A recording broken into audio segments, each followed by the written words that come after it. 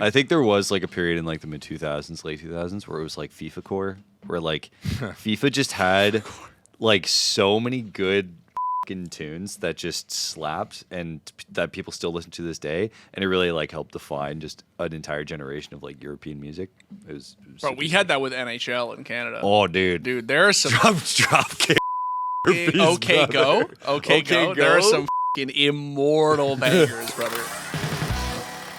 Welcome everyone to TTK. It is episode 10. We are on our 10th episode, and to mark our 10th episode, let's go to the wide cam. Boys, we got the table! Let's go! Oh, I'm so happy. For this episode only. Okay, production yelled at me, sorry. We got the table. It is awesome to have it. Now we can actually look like a proper podcast, boys. No. It feels really professional. It does. And the lighting, you guys can't see it, but we have a massive softbox like right above us. Yeah. It's as professional as can be. Shout outs Manny, one of our designers. It literally looks like the sun is just shining on Danny Burke. Like he's just like this. I could take a picture right now, and the light's reflecting off his eyes. It looks good. Teletubby's son, you know, the big baby. Yeah, the Teletubby's son. Bro is George Harrison, just vibing in the middle of the table. Well, boys, we had a long. Oh yeah, look at that, dude. Look at how just tight that looks, dude. Screenshot that, please. Oh my goodness. Yeah. So we had a long weekend over here in Canada. To those who don't know, how'd you guys spend it, Danny? Went to the beach and got shit on by a bird while lying on the beach. Can I say shit on this? Oh, you can. Yeah. Yeah. So there was like maybe 3 birds on flying over the entire beach. And one of them went directly over me, and I genuinely thought like a kid's ball had hit me or something, because it was a real like impact. And I went, oof, and I sort of looked up, took my sunglasses off, and yeah, I was probably the only person on the beach that got shit bombed that day. So in I think Chinese culture, it's supposed to be a thing that if you get shit on by a bird, you have to go buy a lottery ticket right after. Oh, really? Yeah. Because I got shot on by a bird, and I went, and then I didn't win anything. I did not. You would know. No, you wouldn't know, actually. I heard about, like, it's supposed to be good luck, but I always thought that was just kind of copium. Like, people trying to make you feel better. Because you got shit on by a bird. Yeah, exactly. It's like, what can you possibly say? Our audio-only listeners are just going, like, losing it right now.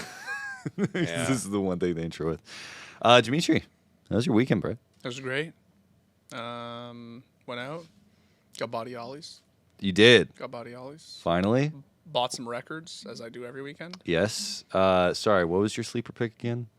My sleeper pick? Your insane my pickup? grail pick? Yeah.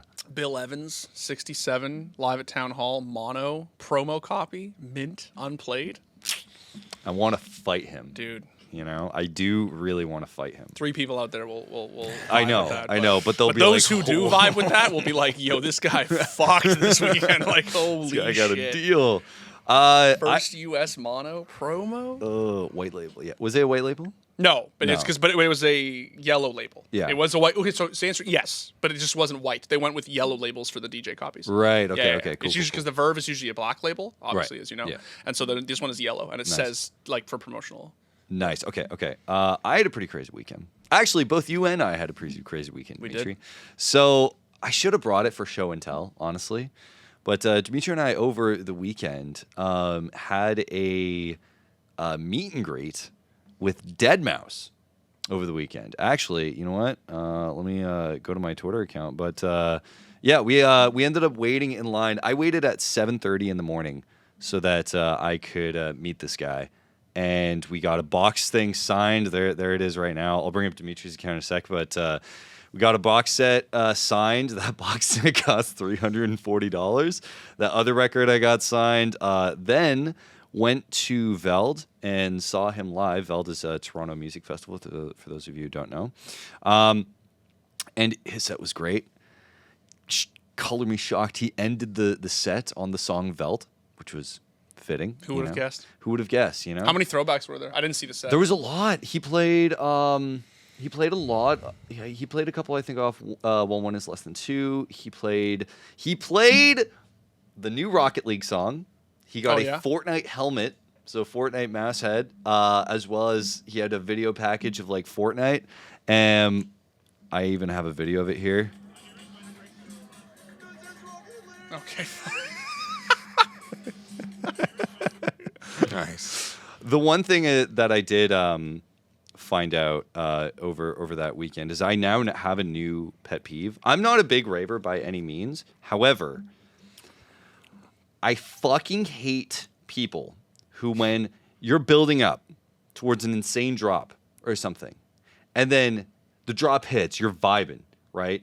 And then you just get this group of fucking hyenas behind you going,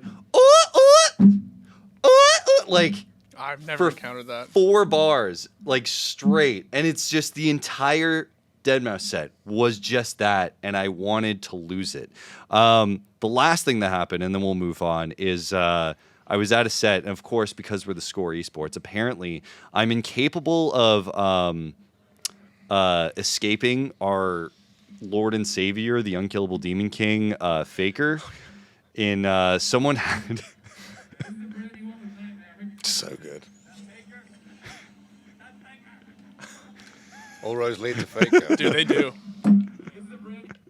So yeah, that was my weekend. I almost did lose my voice for this podcast. However, I wanted to recover. So Monday, I basically spent the time just doing absolutely nothing, which is what you're supposed to do on the holiday. But either way, before we get into things, right, I want to give a quick shout out to our audio listeners who are choosing to watch us on Spotify or listen to this on Spotify. Remember, you can get this on every single one of the podcast platforms that you wish. Spotify is one of them, amongst Apple Podcasts and everything.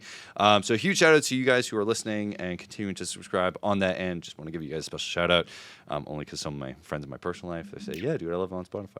So let's get things going first, because we're going to get a bit serious here.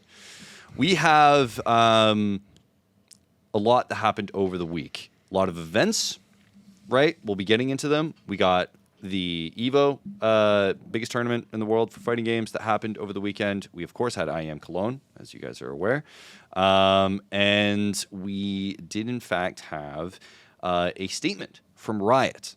I'm sure you guys are all aware of the whole, we made a Don't At Me on this not too long ago, but Sean Garris basically made a video expose trying to expose the match fixing scene that was going on in Tier 2 Valorant. You guys are totally aware? Oh, yeah, fully aware. Yeah. Yeah, it's Painfully aware. It's interesting that it wasn't even, a partial disagreement or kind of partial negation of the Sean Garris video, but just an outright denial, essentially. Yes. It wasn't even, well, we did find this, but this was exaggerated. Yes. No evidence of cheating. Yeah. Or coordinated manipulation. Just to give context to everyone here, because this is a bit of a complex story. A couple months ago, Sean Garris put out a video called The Dark Side of Competitive Valorant.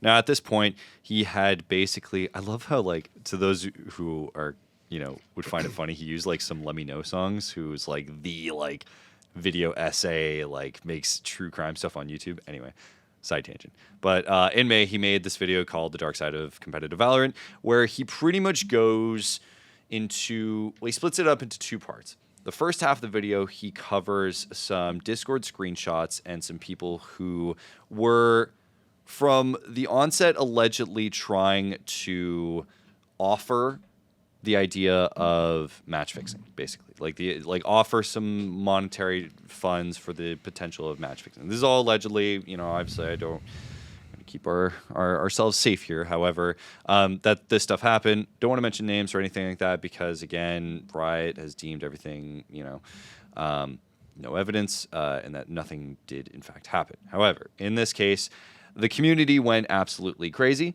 over this, because along with the first half, the second half, Sean Garris, who I believe at the time was the coach of Shopify or one of the Tier 2 teams, went ahead and went over the actual VODs of one of his matches that he played with, I believe it was a team called Blue Otter, along with other ones of Blue Otter's matches, and made some harsh accusations or harsh circumstantial, allegations there. And since that point, Blue Water afterwards did make a statement saying we do not cheat in any way. We haven't done anything to anything regarding Sean Garris's accusations. I'll read the immediate part. The five of us had planned to allow Riot's investigations to clear our names privately, but since the accusations against our team have been published, we, Blue Water, are in the process of forming a video response to Sean Garris's claims against us. Regardless of the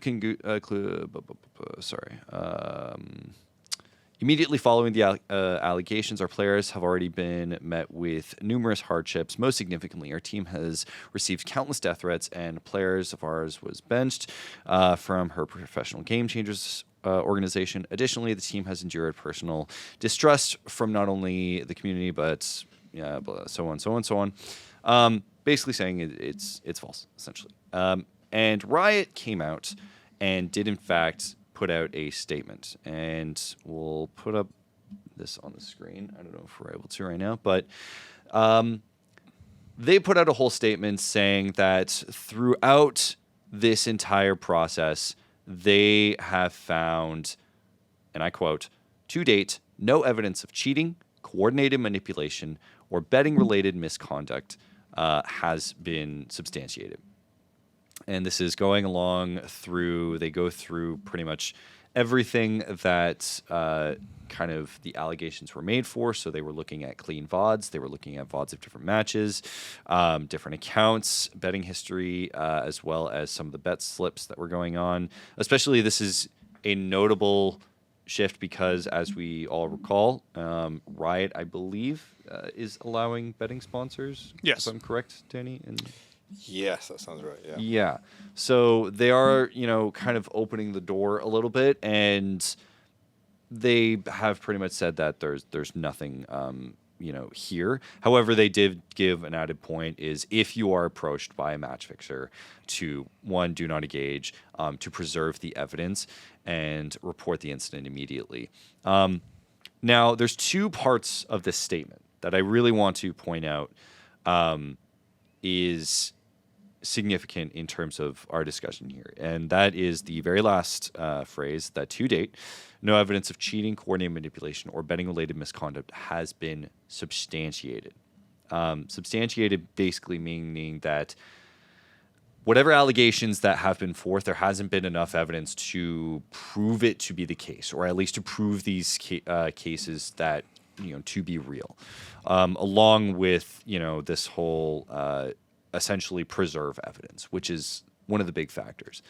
Sean Garris in his video went on to say how one of the there was another player or streamer who basically kind of blew the lid open on this whole thing in terms of pretty much exposing that there was an investigation going on, that Sean was doing an investigation, that Riot was doing an investigation, and all this stuff, if I remember from the clip. And Sean was in his chat, and he puts it in his videos. Sean was in his chat basically and be like, hey,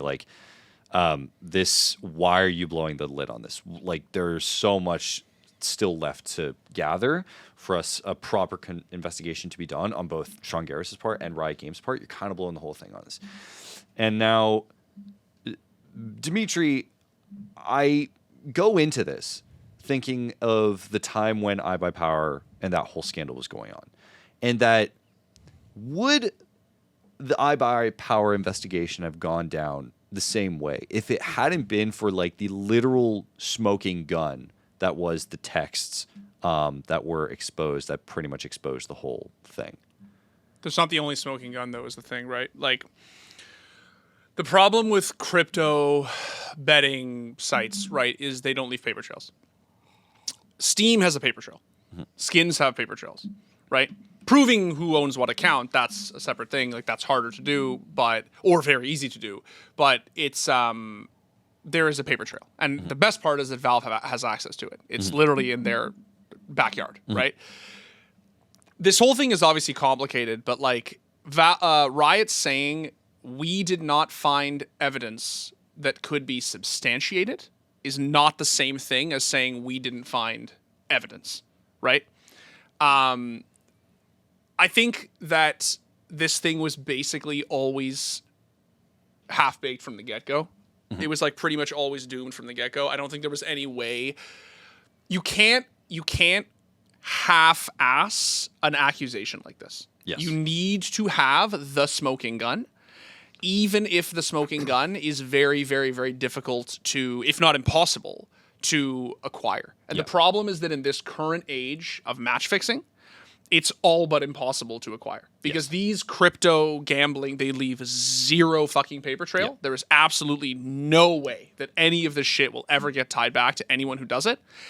And like, if it does, right, you're not walking away from this having made like whatever the fuck it was, the iBuyPower, whatever pittance of like what $7,000 worth of fucking skins or something, whatever the fuck it was. It was nothing. It was like absolutely comical, right?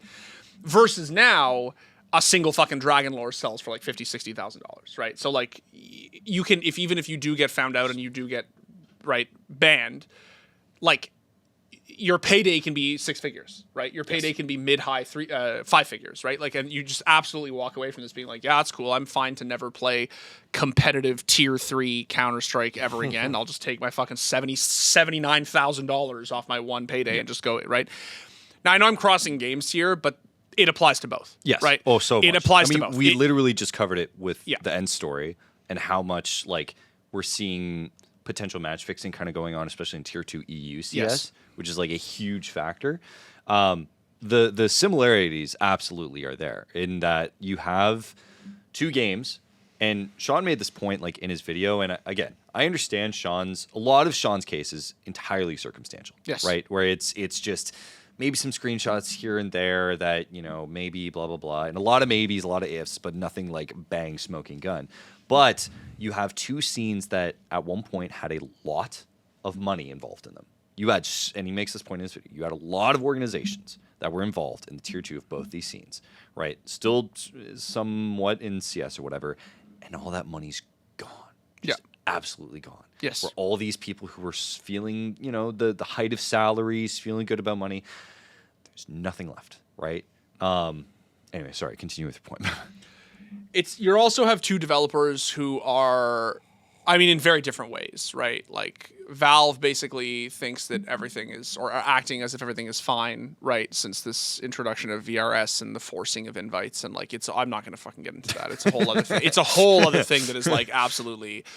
But then you have someone like Riot, who the only thing that is discouraging about the Riot statement, and I get it. Like, I get why, if and this is not a criticism against Sean Garris, but like, if what you're dealing with, like, if what the investigation that you have to conduct is basically the result of like a half concocted accusation to begin with, right?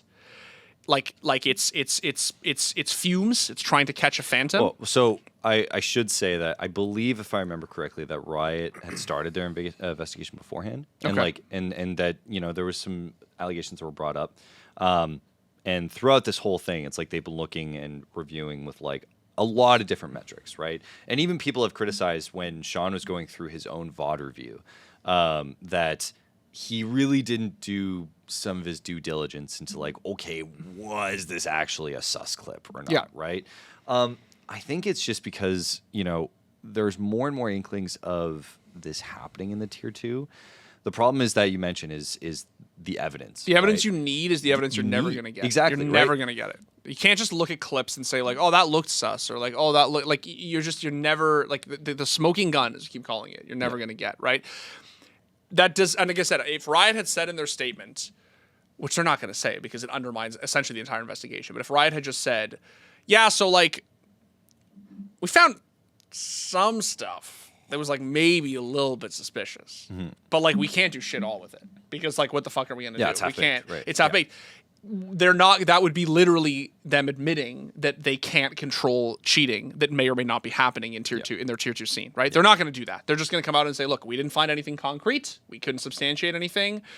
That's all we can do." Which, hey, fair, right? Fair, but it's just discouraging because like the actual long view of this is just looking at their statement and saying it's like what people used to say about the anti-cheat game of cat and mouse. Yeah. The cat is never going to catch the mouse, and it would just be kind of nice at some point to hear one of the cats say that, to kind of just actually hear a cat say, yeah, it's like we'd have to get unbelievably lucky. Like there's like you know what I mean? Like it's so difficult, right? You got something, Danny? Yeah, I guess it's just a reminder of how much you need to have that smoking gun if you're going to whistleblow in such a public manner as this as well. And it's interesting that Riot, put a fair few paragraphs in their statement encouraging people to whistleblow, sort of laying out the steps. But it is interesting, that their preferred method of whistleblowing is taking screenshots, preserving evidence, reporting it directly to them.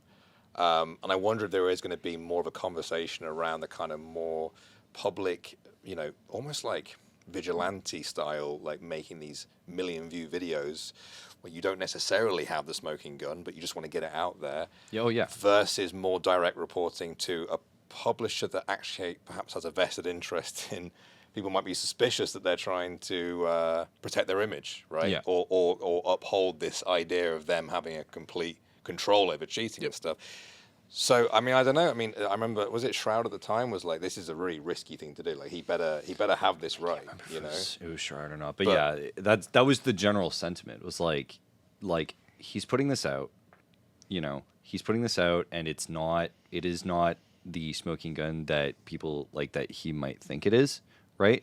And because of that, like, Telegram exists, guys. Like, all this was happening on like Discord before, but like, you bet your sorry ass now that everyone is deleting DMs, deleting the evidence, going straight to Telegram, and just never coming out of their hole again. The problem is that at some point you have to come out of your hole to like try and recruit some new players who are coming up through like tier 2 and stuff. But yeah, I think. And like it's so fucked. Sorry, just gonna piggyback. Yeah. It's just like it's so fucked in CS, especially signing like a sub, a kid, like you know what I mean, and then like literally like doing it doing it like through them, so that like if they get found out or if they get banned, it's just like it's so like it. That's gross. It's gross, and it's just so like I'll say this in favor, like not in favor, like to Sean's credit, like he tried. Like, he just tried. He took a swing, and, like, was it a very risky swing? Yes. Was it basically a limp swing from the get-go? Pretty much. But, like, I will say it's definitely a rampant problem. And I don't think there's anyone who read Riot's statement and just went, oh, thank God there's no cheating in tier 2. But just in case someone did, just in case that's you, please understand that that's not in the slightest what the takeaway from this is. Yeah, and I do want to point, like, dude, even if you look at the immediate replies of Riot's tweet throughout all this, they're just like, okay, well, the funny one is like, I don't know if we can get it up on the monitor, but it's better call Sean. Everyone, is just going off about this, and pretty much is like either A, it's embarrassing, or doubting it, essentially, which is like, it's not surprising in this way, just because you look at. And I whenever I think about it, I'm trying to imagine it from the player point of view, right? Is there, like, fundamentally, is there match fixing? Could be. That's all we legally can say is like, we don't know at the moment. It is a metaphysical possibility. It is a possibility. When I look in the perspective of the players who at one point, Valorant players were some of the most well-paid people in esports, even by tier 2 standards. And then you lose all that money. And someone comes up to you and he says, you want to throw this absolutely nothing tier 2 match that no one is going to watch except maybe for bettors for life-changing money when you're a 17-year-old kid? And if you get banned, if you get found out, you don't go to jail. You just never get to play Valorant again. Yeah. But you still keep your fucking however ungodly amount of crypto money that you made on your, because how are they ever going to, right? Again, there's no paper trail, there's no, right? Like this is the thing. Like, it's not just a question of like, do you look at the clips and say like, oh, that looks sus, or it must be happening. It's like, just think about the economic realities of esports and just think about how fucking stupid you would have to be to say no to that. Honestly, how fucking stupid you'd have to be. There are areas there where, like Riot point out, that it does constitute criminal offence in some Yeah, I remember places. that There's tweet. a little bit Yeah. more risk in some areas, but what's interesting is that clearly that's not dissuading people enough. Like, it's still worth it on balance for some people to go for it, even if they live in somewhere where, you know, it comes out, they get implicated in it, and they actually face real world prison time potentially. You know. Yeah. Also, because the chances of getting caught are so slim that Yeah. you're sort of like, you know, if you go to a shopping mall and you grab something with like one of those, like things on them, where like if you run through the door, it does like the right. Bling, bling. Yeah, the wee, right? That's a high risk. There's like a 20% chance you get away with that, right? Yeah. But like, so you weigh those options and you're like, I'm not gonna do that. I'm not gonna steal this thing I want from the mall because this, you know, like I'm probably gonna get caught, Yeah. right? But in this case, the chance is so low that like you're just like, fuck it, those are odds I'll take. You know what's interesting though is like I think everyone suspects that there probably is some kind of match fixing happening within this scene, right? Oh, yeah. But you'd think that the most talked about case of it, i.e. this, right, as in the one that, you know, Sean Garris did a video about, everyone's been talking about it for months. If we do trust Riot when they say actually no, there wasn't anything there, that's interesting to me. That's interesting that this is presumably on paper the most obvious case of it. This should have been like a slam dunk. And it wasn't. So, you know, does that just mean that the real, you know, the real cases of it are just going completely under the radar? It's just interesting that, you know, this has come to the fore. You'd think that the one that does get above the surface and is exposed would just be the most obvious slam dunk, and then it would get harder to weed out people as it goes on. But it's just been stopped at the first hurdle. It's just Riot saying, no, actually you got it wrong. Yeah. And again, like, remember that back in 2014, we had multiple smoking guns. And we also had a tracking system in place for this, which is why I think, like, crypto sucks. Crypto's just made this so much more difficult. Telegram has made it more difficult. And finding these things has just left a big fat mystery on like the entirety of tier 2. I appreciate that honestly the tier 1 scenes are like completely locked down. It is like, fingers crossed, knock wood on this brand new wood table that there is no match fixing in tier 1. But all it does is honestly it just gives me that air of mystery, that like anxiety of like when people thought like, you know, there was cheating going on in CS and The stuff. vacuuming stuff? Yeah, the vacuuming stuff. I think crypto has basically made this impossible, to your point, Danny. I think this is why, like, even an obvious quote-unquote example, or example that should have been high profile, that should have been a slam dunk, that should have been easy, crypto has basically made this chaos theory. Like, to take the term from physics, right? Like, you're basically trying to predict the weather down to, like, a minute, and it's, like, not physically possible. Like, we just don't have, like, the math is so crazy. There's no way to actually, like, I mean, regulate's not the word, right? Like, there's no way to militate against any of this in a world where you can just do this through crypto betting sites. Like, it's just, there will never be a paper trail ever. You will never find it. You will never get your smoking gun. It is not, like, it's just, yeah, I don't know. It's depressing for sure, because but I think what is angering about it is that, like, it's clearly a huge problem across both scenes. Yeah. And it's always going to suck when you see, like, a big, very, like, thorough report come out from a developer like this, being like, you know, like, we did absolutely everything we possibly could. And, you know, the implication is like, well, we feel pretty confident that, you know, it's squeaky clean, right?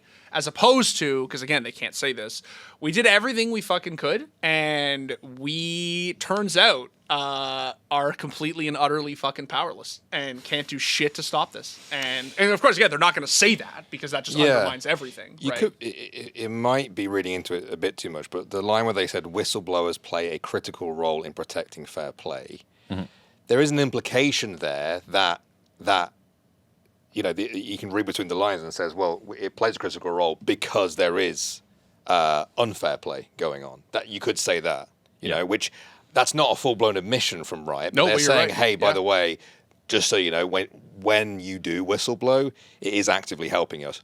And the implication is because we do have a problem. Yeah, I think you could read between the lines there and see that. Because you also have like so many young players in this who like probably this is like absolutely this would be their first time like, you know, in a position where they could be providing essential and important material to like Riot, but they just are too young and too inexperienced to know kind of how this works. So like simple, do not engage, preserve evidence, and report the incident. That's literally all you need to tell them to do. And that from there, you can hope and pray that they'll be able to do something about it. But I think the result of this isn't going to be so much of a, okay, you know, job done. It's more like, hey, get back in your hole and let everyone, you know, like to the match, like get back in your hole. Everyone is going to be on high alert now. You're not going to have the freedom to like move as you did. I hope so. Yeah, you hope so.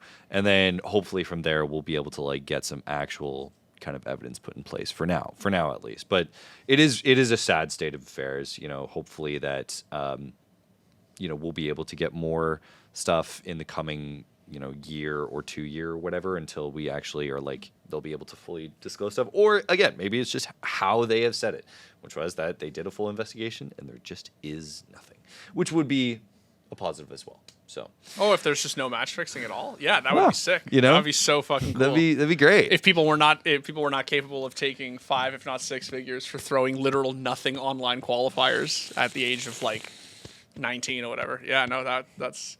Surely. That's like if I go to Young and Dundas right now and hand out crisp $100 bills. It is possible that every single person walking by would just go, "No, thank you. I'm good." It's possible. We'd have like it's right. Like the laws of physics allow it. I don't know if the laws of human nature do, but yeah. It's like yeah, I don't know. Let's just end on that. It's possible. It's possible. It's possible. It's possible. Imagine that was their statement. Like they had a headline and it said possible. Possibly. Riot Games. It's possible. You know? All right, but that wasn't the only thing that happened over the week. Of course, we had our first big post-major tournament in Counter-Strike. We had IEM Cologne, the classic IEM Cologne, the cathedral of Counter-Strike comes into play again. And for this one, you know, boys, from start to finish, it was just absolutely chaos. We covered it a little bit last week. We were talking about how dog shit Team Liquid is. We were. Did you see the fucking pull quote from this week from Twists? "We are not a team." I was like, this is absolutely. Wait, where is this?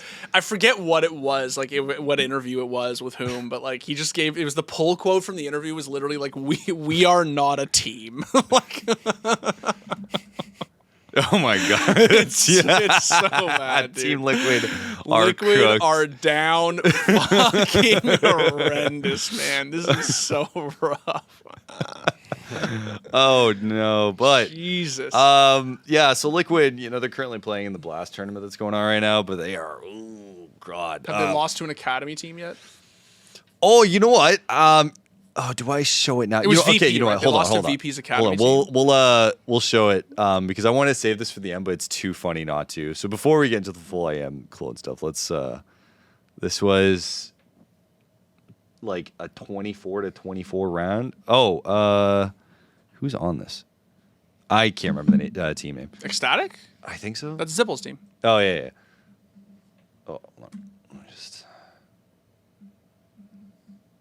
From Shuey.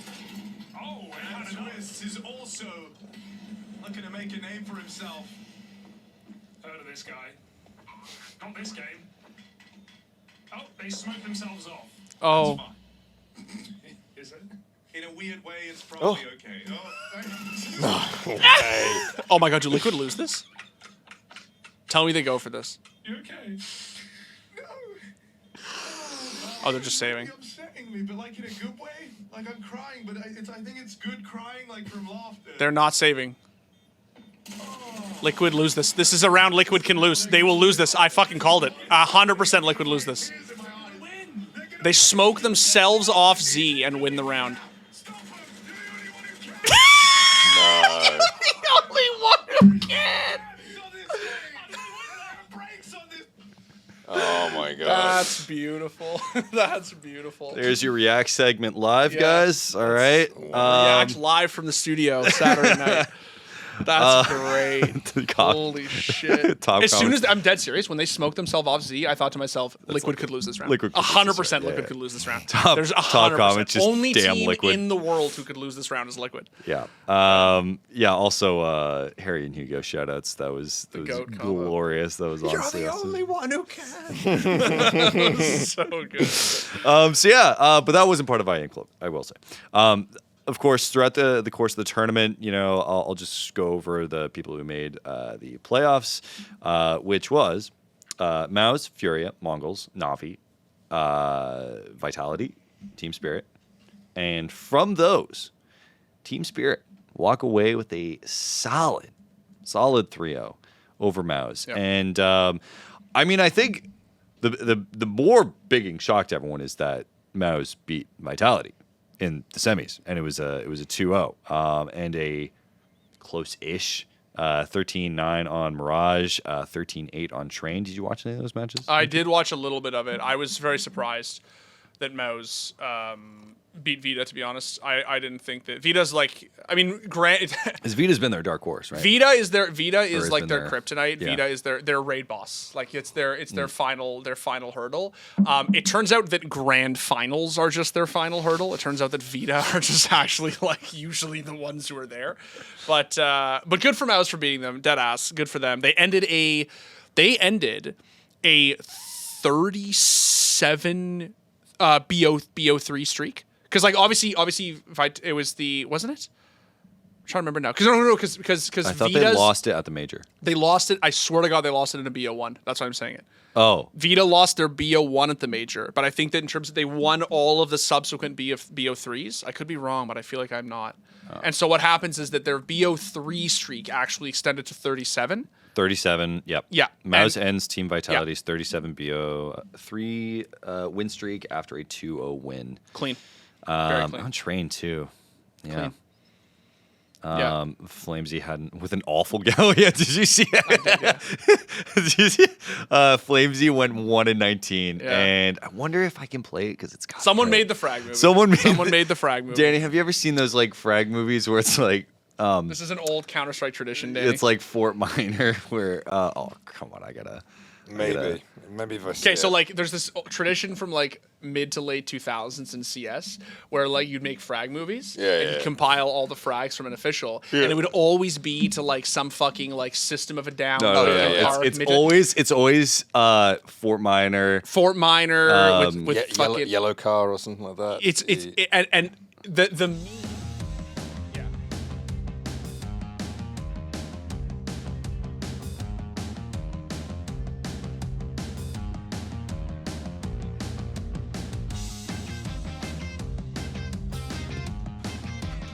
That's it. You ready? That's good. Let's go. So he tweeted after the map, Flamesy, before someone made that, Flamesy literally tweeted, I can't wait for somebody to make the fucking highlight video because I know it's going to happen. Yeah, he gets one frag. One frag. That's good. Yeah, so that was oh wait, hold on.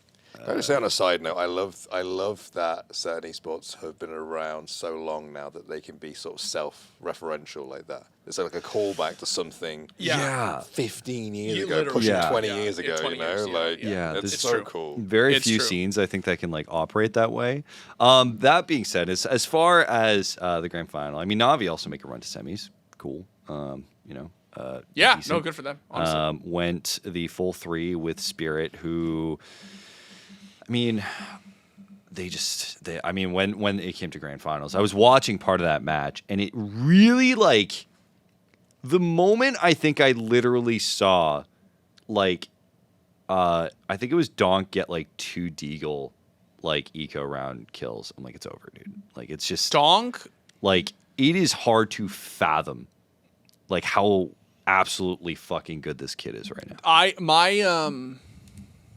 said this to Danny this morning. I'm not anti-Donk by any means, but like I'm a Zywoo, like, real Zywoo stan, right? Yes. I also rate Munacy very high.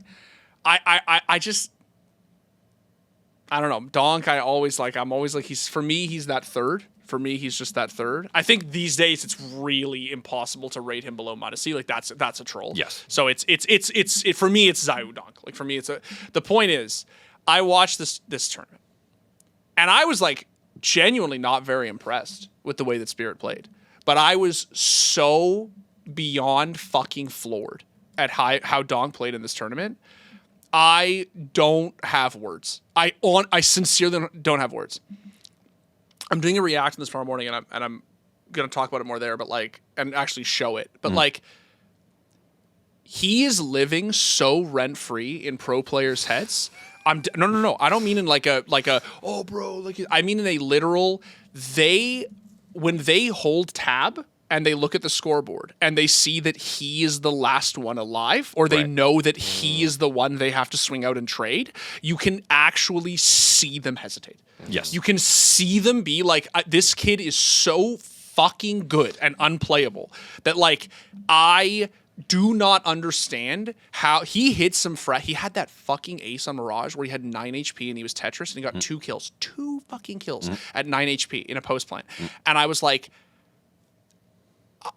he looks like he was playing against Novas. He makes these pro players look like gold Novas. It's crazy. Like he's so fucking in their brainstem. I don't know. It's crazy how good he is. I don't know. There's a quote from Chopper where he literally said, like, they asked him, like, what does it feel like to play on a team with a player like this? Yeah. He said, I will fucking drop him AK. I will give him gun. I'll go with a Glock, he said, and play. I don't fucking care. He said, this kid will just carry me to fucking Cologne finals. And man, he's like, having a player of this caliber on your team, he's like, he's messy, and we're just here to fucking make sure he gets foot rubs in the morning. Like, there's like, it's crazy. Like, he's so fucking talented, man. I don't know. It's interesting you bring up Messi because I was thinking that, like, the aura. I know that's such an overused word the last couple of years, but it really is just the ability to make other world-class players play their own games differently, regardless of what that player is doing. The other people are playing differently. Like, you know, watching European mid laners back in the day go up against Faker, and they, like, you wouldn't recognize it. If you took the nameplates off, you'd be like, oh, that's not the, you know, the number one European mid laner. They just are stepping into the game, playing differently. Yeah. And it's fascinating to hear that Donk already, at the age of 18, is having this effect. Like he potentially got 15 more years or more. Exactly, like, right? You know? And so I've seen a lot of takes from this. And part of it, I think, is because Spirit's fan base is massive, because they have all the CIS, and people are making some outlandish fucking takes about him already. But I think one of the interesting things that people will bring up is that he's already won a major. He has won more, I believe it was he has... he's won more events at his age, like high-profile events at his age, than almost everyone else, literally ever, as a rifler, except for Get Right, who did it in like 1.6, right? And which is like bonkers to think about. And he has won a major and done everything that you could possibly want, including Cologne, which is the unofficial kind of major. All before like in a year and a half. Simple had. Yeah. He did the Grand Tour of Counter-Strike in a year and a half. Yes. Which I will say, as an asterisk, because people like to bring this up whenever it's like Donk versus Simple versus Zywoo. Not a fair comparison, okay? The first year of Simple's Counter-Strike career was fucking Hellraisers back in like 2014 when he had to play against literal god-tier Fnatic. Zywoo had... Astralis. Pick any French teams, and then also had to play against Astralis. Not, you know... When Simple did win his Cologne title, that was smack dab in the middle of the Astralis era. And I am it was 2018, yeah?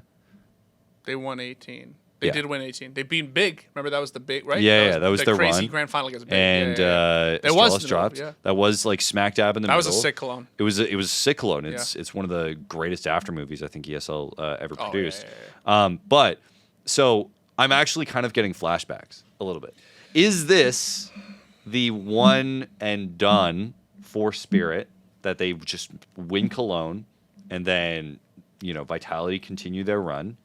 Or is this going to be like a legitimate fight now between Spirit and vitality for that title of just best in the world, a la like we saw in like 2018, I 19. still think Donk needs more of a team. Like, I Yeah. just feel like every clip, and like I'm not shitting on him because I really rate him highly as an opper, and I think a lot of it is just CS2.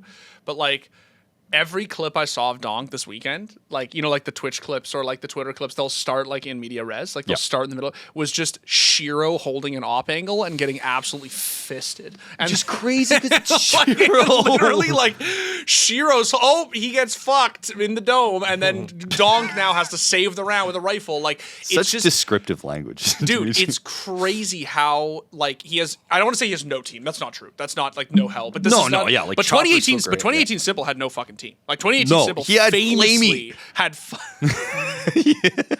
famously had no team, and like Donk is by vitality standards, right? Like, yeah, like he does not have the supporting cast that, you know, that ZywOo has. He doesn't Yeah. have fucking Rops on his team, Yeah. right? Like, it's definitely like incredibly impressive. I know we've kind of glossed over it now because the gun is not as good in CS2, but like the fact that he's doing this without the op is actually fucked. crazy. It's pretty fucked. It's pretty crazy. Would you say that we haven't seen as dominant of a pure rifler in this game since Nico?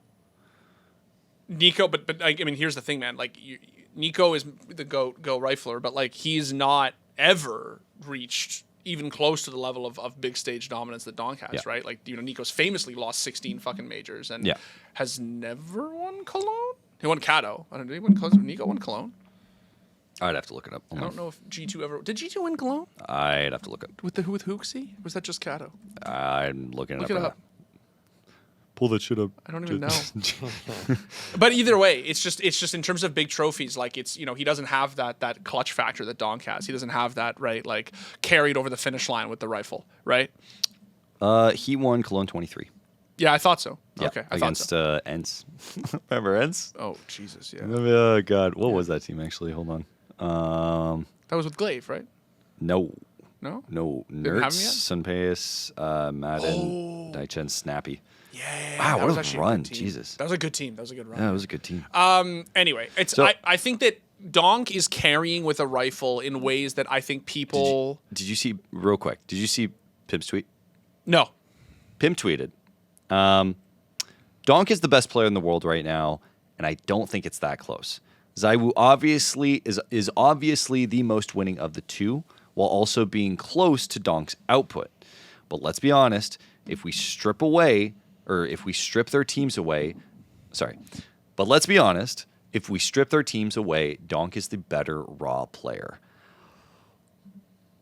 Hold on, I actually And with this, he posted the HLTV ratings. if we could get this up, I'd like it because I remember actually seeing a stat on here. I did see the tweet. I just forgot Yeah. that I quibbled with actually. So there's this, and then he posted the HLTV ratings. Yeah, of there was each another with one Donk. though. I swear there was a second screenshot of a different stat. Go back up to the top. No, okay. I'm 100%. I'm thinking of All of 2025. Oh, all of 2025 so far. yeah. I swear there was another screenshot. Which, I don't know. This guy responds here is actually not insane. Like, the thing is, ZywOo has played more and has a higher stat from playing more. Does he have more of a team? Yes. Does he Yes. also op? Yes. So there are like, you know, asterisks, but you have to put beside all of this. But like, I think whether ZywOo or Donk is better, I honestly think it's almost apples and oranges, which is funny because that's never really happened in the past, right? Danny, which player do you think gives off more aura between the two, ZywOo or Donk? I need a League of Legends Actually, player. really curious I to see need what I need a League player's opinion on this because we're like so fucking in the weeds that I need a League player's opinion. I think ZywOo is more prestigious. He has that kind of aura about him. But I think Donk has the best aura overall. He's kind of funny as well, you know. He's kind of doing it. He's doing it. He gives off that kind of cheeky vibe. Like, not only is he completely spinning people's heads, but he's kind of fun, and I like that. I think that's the that sort of just edges it for me. He's just fucking wildy. Yeah. It does remind me a bit of like early kind of Simple as well, though. I'd be remiss to say if I didn't get flashbacks of like early Simple when I looked at. Well, if I didn't if I didn't get flashbacks of like early Simple when I see Donk, because like especially early Simple back then, like he had to play with an Opera on his team being Guardian, and Donk kind of had that as well in terms of just crazy unpredictability that will just always like decimate you in the server. I just don't think people can compute how he does it with the rifle. I'm not, this is me being like I'm being a little bit like like voodoo here, but like I really watch these clips and I look at these pro players and I think about if I was in their position as a Counter-Strike player, and I think to myself, it doesn't make sense. It doesn't make sense that at this level of play, with the utility usage being what it is, right, and just like game sense and mechanics and all of it, that he should be able to just fucking hold W with an AK and fucking win 81% of the time or whatever the fuck it is. I looked at his stats this morning. You know that for the past month, he averages 100 ADR. Oh, wow. That means he literally, this is like back in the fucking, this is a Streets Remember moment. Yeah. In the old vintage peak days of Ronaldo on Man U, he averaged a goal a game. You know how fucked that is? Like, it like broke the Vegas betting. It was completely fucked. He was statistically guaranteed basically to score a goal a game. Absolutely insane. Donk with 100 ADR, right, is guaranteed a frag per round. He's like basically guaranteed a frag per round. That's a nuts stat. It's fucked. It's fucked. It's like at this level of play with a rifle, a lot of the time he plays like second entry, not quite first entry, but sometimes he does play first entry. And like, it's just insane that he's doing this, and he's not, doing what Device used to do, which is like sit back on bomb sites with an op or bait people with an op. And I don't mean that as a criticism. I mean like baiting in like the strategic sense, like the real sense, right? Like it's like he just, it doesn't compute. And I think that these players honestly have gotten to this point where they're like, this doesn't make it. This doesn't how. Yeah. How the fuck are we losing to this? And we keep losing to this, and we've been losing this for a year and a half, and the kid just gets better and better and better. And like I don't know. I will say that it was nice. If we can throw it up on screen, it'd be awesome.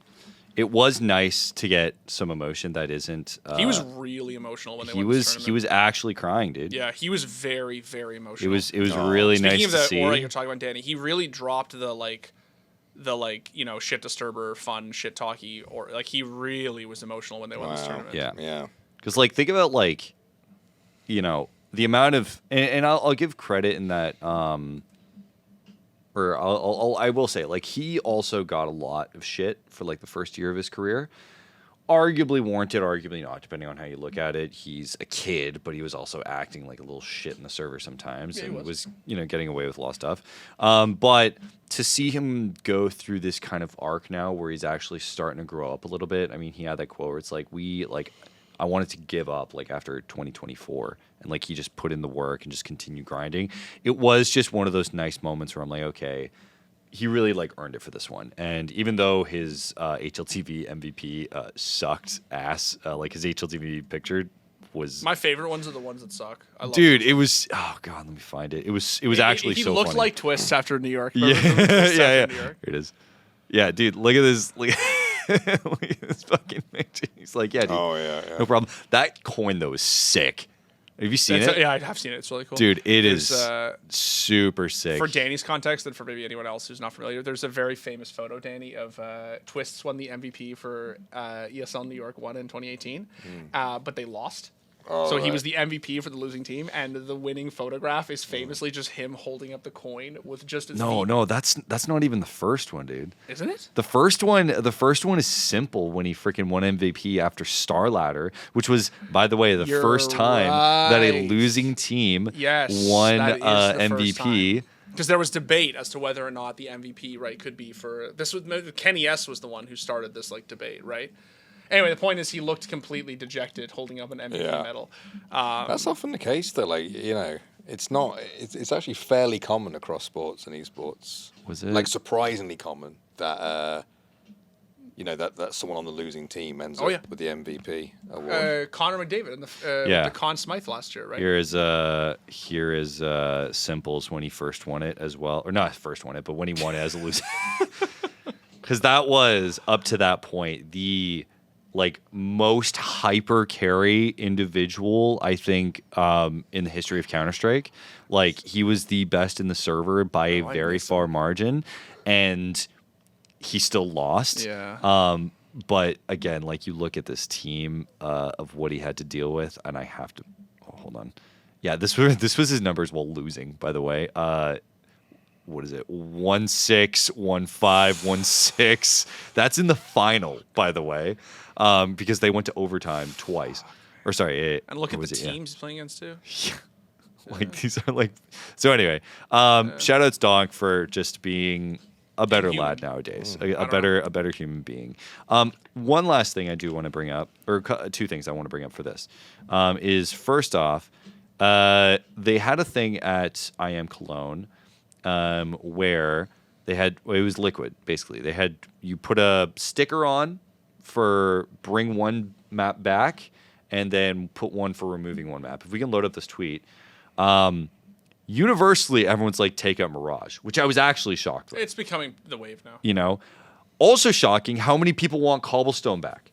Oh, that's been a thing for You like 2 people! years. I know. Get it through your head. Cobblestone was and always has been complete ass. Okay. It has been so rarely a good map. Name me one good moment on that map. I'm not engaging in this conversation with you because they're going to come for your head, and I want no part of it. Name me one good moment of it. Is it when JW comes down from like upper with the sawed off? Great. Fallen fucking vacking through the doors. Okay, chicken coop. Okay, That's a Mo clip. That's a Mo clip. That's not even a pro clip. That's a fucking stream clip from a fucking we have MM. Was it ton. like was it Pasha with like a pistol or with Snacks? Okay, excuse me. Kenny with Kenny with the whip around on Kerrigan, remember? When he fucks up the yeah. Half of them are like fucking misplays. They're not because the map is good. Jesus. Okay, hold on. Big Apple. Okay, yes, Big Apple. Big Apple. Big Apple's the GOAT. Yeah. Sorry. No, I've been trying for 2 years to get people to be like, guys, Cobblestone is a drop simulator. It's always been a drop simulator. It wasn't that fun. People are doing this like hardcore rosy-eyed fucking like Snyder. dude. Snyder they are. cut right It's now, crazy. Dude. It's fucked. It happens in League sometimes too, where people will remember like an old iteration of a champion, and they'll be like, "Man, wasn't so and so really fun before the rework?" And you're like, "You're fucking not remembering. You fuckers are absolutely like copiuming right now." Like, I don't think Cobblestone is dog shit. I think Seb is. I can't follow you down that road. I hate it, but I can absolutely follow you down the road of. Please just put in cash. Yes, before you put in the other anything else. The other top pick was cash. Respectfully or rightfully so. I will not take Cobble over cash. That's lunacy. That's crazy. It was crazy. That's not a real take. Yeah, take a. Got too many zoomers in CS. How many people said Inferno versus Mirage on the? To take out Inferno. Yeah. Not a lot. That's Inferno right there, where my cursor is. Is that Inferno? That's Banana. Yeah. That looks like fucking Tuscan. What? I can't see from here. It's so. You can see Banana right here. Oh yeah. Okay. Yeah. Not a lot. What's the second one? This one? Oh, so it's Cobble and Cash at the top. At the top for Bring It Back. Yeah, Bring It Back. And then for Remove One, it's like. And Mirage is the. I mean, look, man, Mirage. We can talk about this. This is good for a clip. Mirage is the one map that in 12, 13 years has actually literally never been removed. Yeah. Never once. They'd never even taken it out for like fucking 2 months to remember like New Dust 2? Yeah. What do they call it? Dust New, right? Yeah. They've never even done that. They never did it for like 6 months just to touch it up, just to remaster it. The map has literally always been in the map pool. And I think on that principle alone it should be taken out. Yeah. I think I don't even hate it. Also, I don't like it, but I don't hate it. Want to say while we're wrapping up Cologne here, it is in fact going to be the next major spot. The Major. The Cathedral of Counter-Strike is coming back as a major. Is this the first time in... When was the last time Cologne was a major? 2018, wasn't it? When No. Navi... Oh, no, No. sorry. Was it 16? No. When was... Holy shit, was it 16, bro? Was 16 the last... Oh, gosh. Cologne Major? Oh, hold on. I gotta look it up. Dude, maybe it was. Because I'm actually... I need to know now. It's 16, isn't it? Cologne. Yep. It's 16. Wow. 9 10 years. years. 9 years. Well, no, 10 because it'll be 10 next 2026. year. 2026. Yeah. Oh my goodness. Some people don't like this. I saw some takes where some people don't like this because they're like, it's bad for the ecosystem if you take out the like one of the most watched tournaments that isn't a major, Yeah. and then turn it into a major because now we're sort of right, like you're removing one of the premier events from the calendar essentially, which. Fuck that. Yeah. Give it the 10-year, man. Give it the 10-year. Give it the 10. Give it the Give it 10-year. It's a, Whoever wins that major is going to be the fucking happiest camper. Like, It's going to be the super ultra major. All right. Moving on to EVO. Evolution Series. Evolution Series. You guys ready to get hype? I'm so down. You guys ready to get fucking hype? Did you watch any EVO over the weekend? Either of you? Any Did Evo, not, Manny? no, didn't manage to catch it. Well, we have a team there. Now, unfortunately, we weren't able to bring them on because they're traveling. Yeah. Currently, I think they're in flight right now. So we couldn't get them on. Would love to bring them on next week, at least Devin who will be in. But a lot of cool stuff that happened. First off, Ruslan Ash won Tekken again. The GOAT. This is his 6th. 8th. Isn't it his 8th Evo title? According to his Or own is it post, 6? 6. Yeah, 6 because it's in his own post. 6 Evo titles now for this guy. Yeah. And it is already making his case as the greatest of all time in terms of Evo titles strictly. I believe I don't even think I'd have to double check. No, he's done. I don't think he made top 8. Arslan is an Evo merchant. He's Oh, yeah. doing the T1 thing. Where Yes. he's like actually he's just winning Evo Japan's and Evo whatever they call it, EVO Vegas, EVO EVO Vegas, World. yeah, I don't yeah. know. For me, it's called Evo, brother. Evo is Evo. If it's in Las Vegas, it's fucking Evo. A lot of people have that. I don't.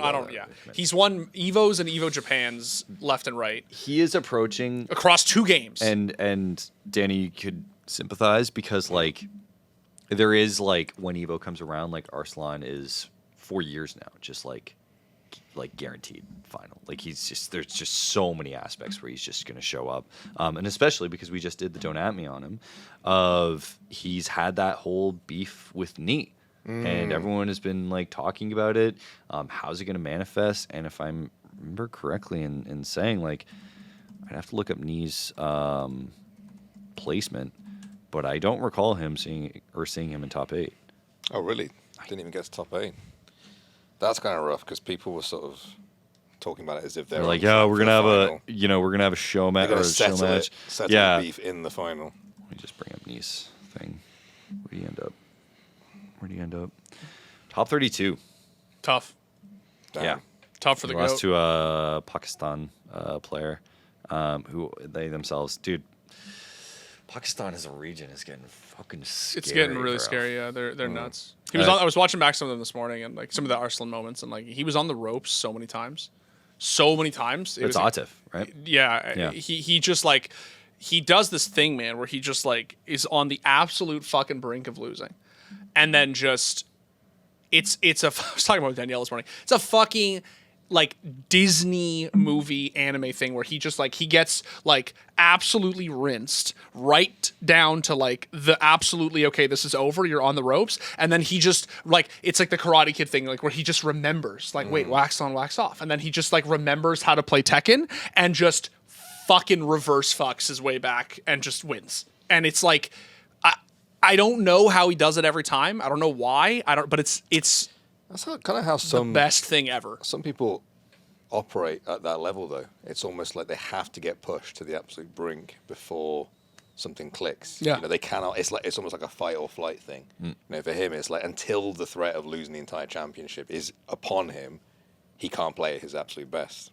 I unironically feel this way about T1, where like there's that thing where they go down a game, it's game 2, and like it's looking bad, and then they're like, okay, they're down 1K, no, that's not enough yet. They're down 2K now. Okay, now they're down 5K gold. Now Faker Shockwave is gonna find them all, and that thing happens where they just win that one team fight, and it's like that. Everyone's waiting with bated breath. It almost feels like the other team is waiting for it too, and then they fucking click it into play, right? Yeah, like yeah. some people just need the pressure. I'd have to double check, but also this was like in a top 4. There was only one South Korean in the actual, like top 4 was Arslan, Chikurin, Atif, and Mogold, who's the South Korean player, which is like a lot of the South Korean players dropped pretty early, which was kind of shocking considering it is like the mecca for many people. Oh, yeah.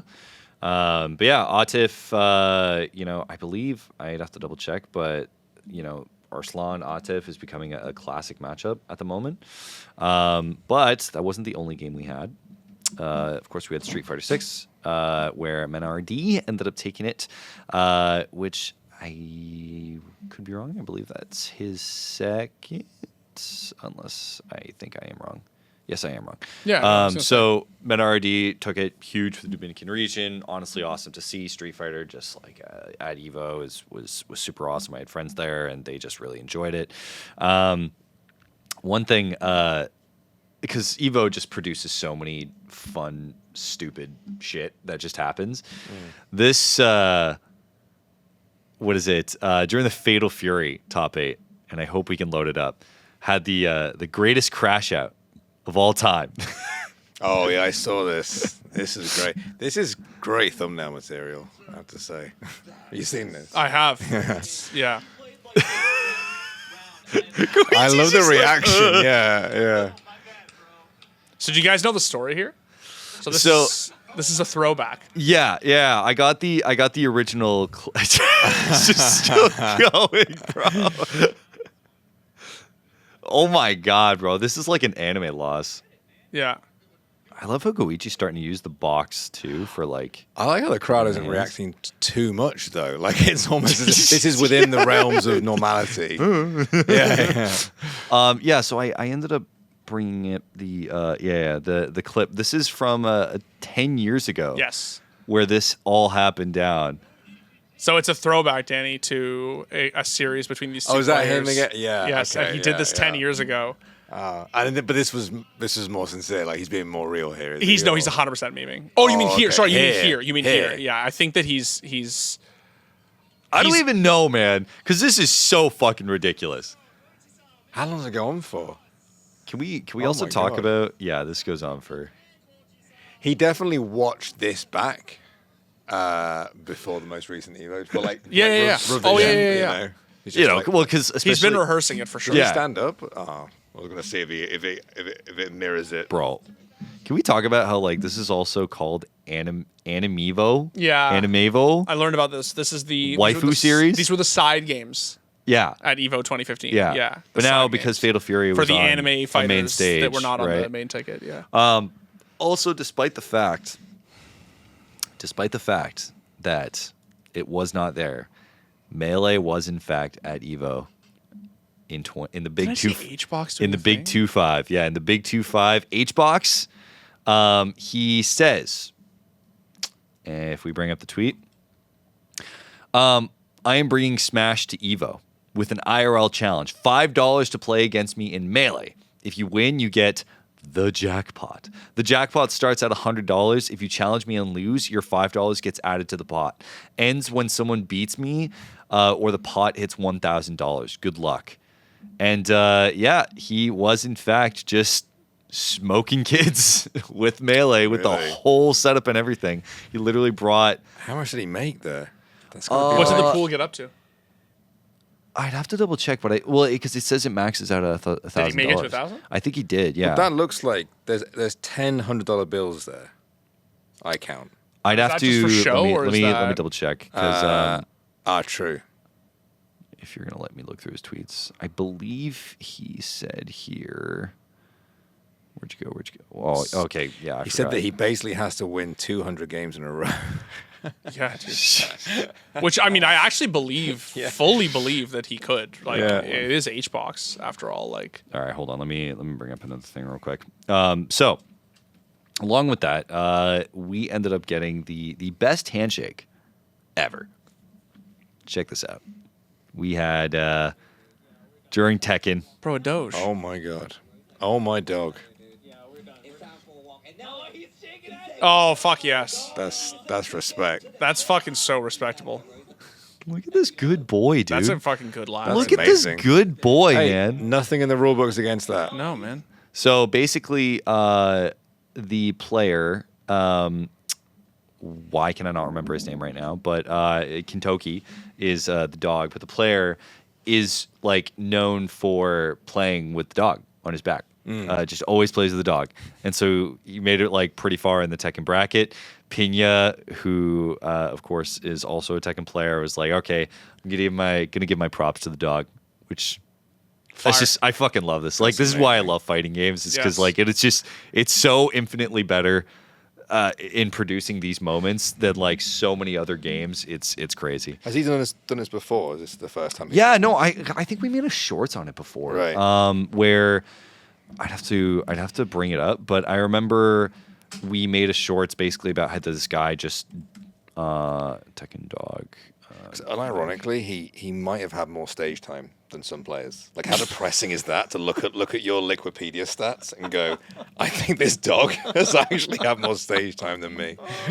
Yeah, this is the same. Oh my god, the Shibu! I don't think this is the same one. I could be wrong. But like, people do this. It's so cute. I love it. I love this. it. So is it always a Doge? Is it always a little Shiba? That's so cute. Okay, I'm actually gets a gonna, treat. I'm actually gonna lose. Do you think Riot or like IEM or something, like, would they ever allow like a this pet on stage? Yeah. A dog on stage? Would you ever be That like, would be like sick. it's something isn't it- so wonderfully FGC about this. Isn't it like- Guma who's like so in love with this dog that they incorporated it into his world skin? The TP animation on his Jinx world skin is literally okay. Jinx feeding a little Shiba, Right, and I right. swear to God, it's because he has a dog IRL that is like, he's super like But if he showed up, with his dog. yeah. Bro, he Like- could say, my dog has a fucking world skin. All right? Yeah, like, yeah. what the fuck do you mean my dog is not allowed on the stage? Actively promoting your skin right now. Like, yeah. Yeah, no, love honestly, someone said true barkmanship. It's just one of those things that just The you know, FGC must be preserved at all costs. It's you know, so good. it really Yes. does. And in fact, that's a perfect segue because we, in fact, did recently make a 2.5-hour documentary about all of the iconic moments in EVO history, covering some of the most weird, quirky, stuff that happened, along with just the best storylines that we had ever seen in this glorious tournament and its entire history. I want to give a special thank you to Miles and Danielle for putting this together. I don't know if we can bring it up on the screen, but everyone worked really hard to put this together. And it took a lot of work from a lot of different people to put it. Of course, our sound designers, what is it? I voiced it. So if you want to hear my beautiful voice in this, but also no self-promo, but it's fine. But also just a lot of writing, a lot of interviews. We interviewed Justin Wong and some other people. It was a mission from start to finish, and I would appreciate it if you could go take a look at it, because I think you'll learn a lot of really cool stuff that you may not have before. We used to, when we made Iconics back like infinite years ago now, we made one for EVO, but a lot of time has passed since then, and there's been a lot of storylines since then, from Punk to Tokido to, of course, Arslan Ash. There was so much that has happened, and for 2.5 hours, I mean, bro, this is free on YouTube. That's all I'm saying. I watched it. I watched the whole thing. It is. I started watching it because I was like, I had like 20 minutes to kill, and I was like, I'll watch 20 minutes. I made it fucking 10 minutes in, and I was like, oh, I'm buckling up. Yeah. I went and made myself a sandwich, and I came back, and I was like, I'm buckling the fuck up. Yeah. I can't not watch EVO. Anytime I get that little taste, that little appetizer of EVO, I'm just like, all right, I gotta buckle up and watch this. Yeah. So I haven't played a fighting game since Soul Calibur 2 when I was 9, and I'm dog shit at fighting games, but I will watch anything EVO related forever for as long as the tournament goes on. It's the best thing in esports. But Iconics, that is honestly a huge project for that end. So huge shout out to the team for putting that together, because you'd look at those credits and a lot of people were involved. Now, let's get into outside of esports. Now, we talked about Battlefield this week. Danny, did you ever play a Battlefield when you were younger? Oh, I think I played one of them a long time ago, yeah. Don't remember the year. Don't remember which one it was, but I feel like I did play it, yeah. Was it a bad company? Possibly. That does ring a bell. That does ring a bell. Bad Company 2. I remember I think I was playing that around the time of Call of Duty 3, the Big Red one. Oh, Remember that's that? old. So you. Yeah. Oh. I don't know if it was before that, maybe. So you might have played like 1942. Yeah, probably. Yeah. Holy yeah. shit, Yeah. dude. Oh my God. That was my era of FPS. Okay. Well, it may not shock you to know that we do in fact have a new Battlefield coming out. And we talked about it last week. We went, or was it last week? I think it was last week. Yeah, last week. We went on this huge rant about like casual games. And one thing that I'm noticing throughout this is that there is a big push to keep this a casual game, right? Where it's like, no one's allowed to phase up in Battlefield. we don't want a fucking ranked mode. We don't want like all this fucking battle pass bullshit or whatever. And the one thing that the devs themselves, DICE themselves, have come out. They said, what is it? This thanks to Dexerto. Battlefield 6 devs have implied they will be sticking to realistic in-game skins. Quote, I don't think it needs Nicki Minaj. Let's keep it real, keep it grounded. Now, I know that might come off like, oh, I don't need these fancy-ass skins in my game, right? Back in the old day, whatever. But it's like, I appreciate... Why does Arthur Morgan have takes on fucking Battlefield skins? You think that's an Arthur Morgan impression? I mean, it's like vaguely like 19th century American South. Like, Well, Lenny! I don't need many. Lenny! Where's my Battlefield? It's interesting though that it feels like I that- love Red Dead Redemption 2, by the way. So I take that as a who doesn't? compliment. that it's like there is actually a niche opening up for no frills, stripped back, honest, realistic war simulation games. Where that was at one point, that was the goal for everyone. Yeah. And now it's like, wow, you're really going left field now, trying Yeah. to have something without wacky skins. Like, well, let's see if it pays off. Well, because no. Here's the thing, and I mean, this has got to be a response to like not just the Fortnite skins, but like it was Call of Duty is the Nicki Minaj thing, right? Yes, yeah, right. So that's the skin, Who but had it's the- also directly in response. Sorry, go ahead. who had the unicorn one? What was the unicorn skin? I'm sure that Call of Duty has a lot of wacky fucking skins, and it's all in competition to Fortnite, basically. But what I think this is in direct response to is because the reason why we have these wacky skins, like all this stuff that, have kind of, I'm not going to say plagued, but have been a huge part of the gaming industry in the past decade or so is because it makes more money. It's these it's the evolution of the microtransaction system that makes more money to it. Is that the fucking unicorn skin? You want to send me? Yeah, I'm going to send it to you right now so you can get this up. So I don't sound insane. Because if I just said, oh, the unicorn farting skin, and then we moved on, I would sound I don't think I crazy. even know But this about was in Warzone and Black Ops 6 last year. I think it's a direct response to stuff like That's this. a fucking miracle. No, this is actually regular multiplayer because, I've played a bunch of Black Ops 6 multiplayer. Not shocking. Wow. But this is like a direct response to the overstimulation of multiplayer games in the past like decade or so. And it's like trying to just wrench as much money as you possibly can rather than making a good solid fucking game and like relying on this live service stuff that's just relying on just making as much money as from your user base as possible and going in this direction that just like from the outset, if you're not familiar with these games, you're like, what the actual fuck is going on? Why do you have a unicorn shitting into a fucking microphone just to make a skin? So it's like they made a multiplayer trailer which has everyone hyped, despite the fact everyone's still like, remember, no pre-orders, but everyone's going crazy over this. I don't know if you guys want to watch it. Yeah, but absolutely. I caught a bit of it. You'll appreciate this, Dimitri, because it has a song you'll really enjoy. I haven't seen Can we throw it on the screen? All right, let's get it.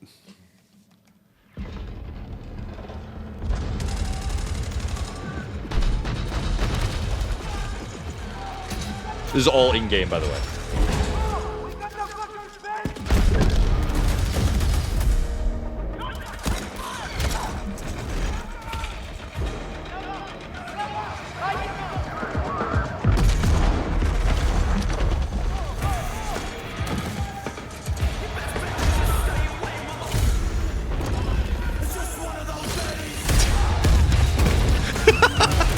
cut to Dimitri real quick.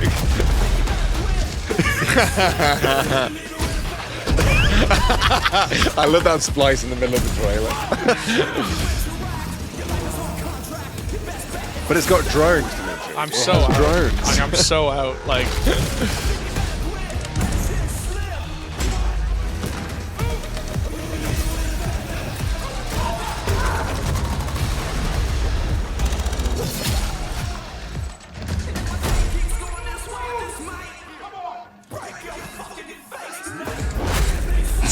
His TJ just shaking his fucking head.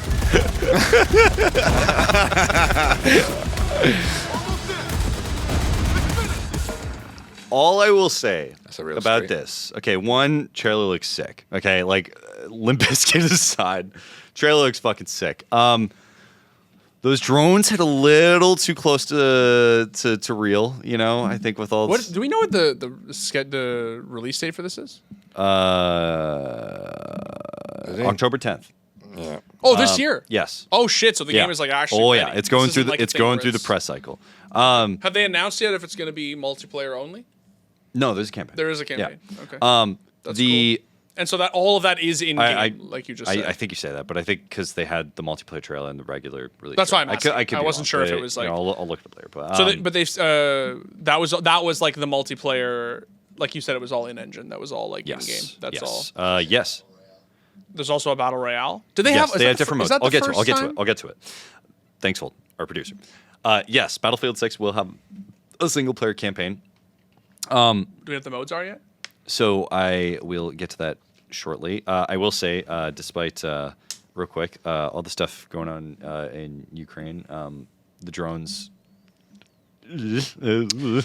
But Yeah. what's up? Yeah, no, it's just that's just an interesting point. It's like 10, 15 years ago, perhaps quite ignorantly in the West, we would have sort of played these games and it would have been like such a kind of far-fetched, like not escapism, but it's just like so far from anything you're even seeing on Yeah, but you know, a lot of, you know, just kind of so advanced as well, the tech and that kind of stuff. But now you're right, like you are we're getting live seeing footage. of very, this shit. very similar kind of stuff. Yeah, Yeah. it's kind of eerie. But I will say, only because I want to show you guys this, and this is what has people going fucking crazy. Okay, let's bring it up on the screen. That we'll be telling you about closer to release. And with the return of Portal, you can also build, share, and play your custom-created experiences. This new, more powerful version of Portal will enable creators to use an updated toolset that features... They added a forge. No way. They added a fucking forge, Wow. I'll see you boys on Dust too. dude. Tell me how fucking cool that is.